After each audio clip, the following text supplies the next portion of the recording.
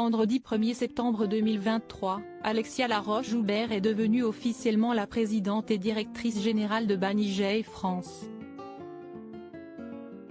Un poste qui change quelque peu son rapport à la sphère médiatique.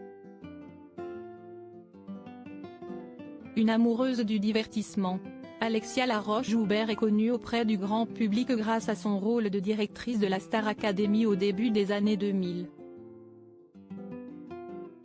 Voilà plus de 20 ans que la productrice œuvre pour donner vie à des programmes de divertissement. Ces années de travail l'ont conduite à être nommée présidente et directrice générale de Banijay France. Un poste qui la pousse à réenvisager sa place dans la sphère médiatique.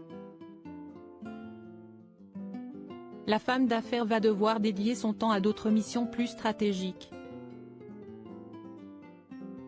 Une vie plus en retrait des caméras qu'elle voit comme une évidence. Je ferai toujours entendre ma voix car si est-il l'intérêt d'en avoir une qui porte, rire. Ce n'est évidemment pas le même cheval de bataille. Je suis beaucoup sortie du bois quand il y avait des problématiques liées à Alpes. Dorénavant, d'autres le feront à ma place, a-t-elle confié dans les colonnes de Pure Média, vendredi 1er septembre 2023.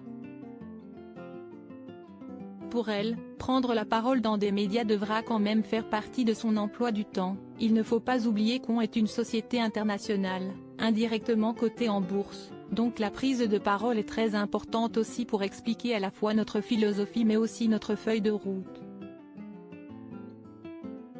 La fin d'un chapitre mais plus question pour elle de jouer les candidates dans les jeux télévisés qu'elle produit. Elle ne participera donc plus à Fort Boyard.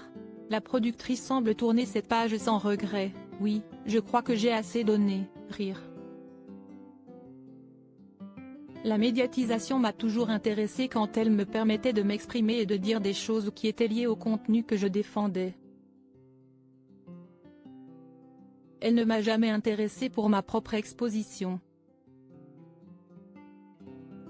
Alexia Laroche-Joubert préfère donc éviter les interventions médiatiques qui ne lui permettent pas de défendre son travail. On m'a proposé plusieurs fois de faire de l'antenne parce que les bénéfices de notoriété liés à la Star Academy ont fait que c'était plus simple de balancer quelqu'un de très référencé à l'antenne mais ça ne m'a jamais intéressé.